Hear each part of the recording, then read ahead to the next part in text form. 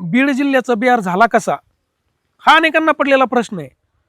म्हणजे आपण पाहतो की बिहारमध्ये क्राईम वाढलं, बिहारमध्येच मर्डर होतात, बिहारमध्येच अपहरण होतं, तर नाही, या बीड जिल्ह्याचा नाही तर संपूर्ण महाराष्ट्राचा बिहार झाला. फक्त राजकीय दबावापोटी अनेक प्रकरणं हे थंडावले जातात, अनेक प्रकरणावरती पडदा टाकला जातो.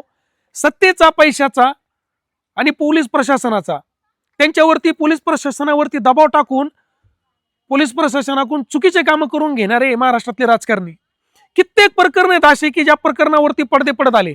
परंतु संतोष देशमुख या प्रकरणावरती कधी पडदा पडणार नाही. जोपर्यंत वाल्मिक कराडला फाशी होत नाही, जोपर्यंत वाल्मिक कराडचा एन्काउंटर होत नाही, तोपर्यंत या महाराष्ट्रातला असणारा असंख्य मराठा समाज हा शांत बसणार नाही. एका लोकप्रतिनिधीची भर दिवसा अपहरण करून निर्गुणपणे हत्या केली जाते.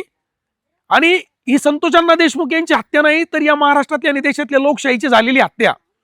आणि मग संतोष अण्णा देशमुख यांना नेमकी न्याय कधी मिळणार?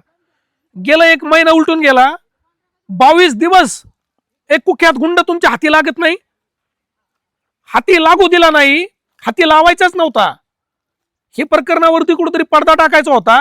वाल्मिक कराड सारखा गुन्हेगार 22 दिवसानंतर सीआयडी पथकाच्या स्वतःहून हवाली होतो.